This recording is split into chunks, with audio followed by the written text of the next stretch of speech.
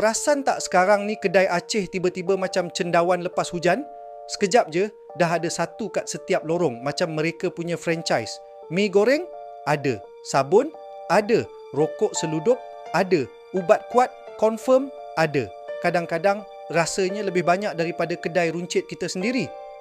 Mula-mula nampak okey, semua kata alah, tak kisahlah, dia orang cari rezeki. Tapi bila tengok kedai tu buka sampai pukul 2 pagi, harga kadang-kadang lebih murah dari harga minyak. Kita pun mula rasa pelik. Apa sebenarnya yang sedang berlaku? Bila tengok, bukan satu kedai, bukan dua kedai, tapi dah berderit-derit, macam dah jadi satu komuniti. Siapa yang support ni? Siapa sponsor kedai-kedai ni semua? Dan yang paling menghairankan, kenapa polis pun jarang nampak? Kadang rasa macam kedai tu punya special pass. Kita pun jadi confused. Kita ni tuan rumah ke atau penyewa bilik kat negara sendiri? Biar betul, siapa sebenarnya yang memerintah pasar malam ni?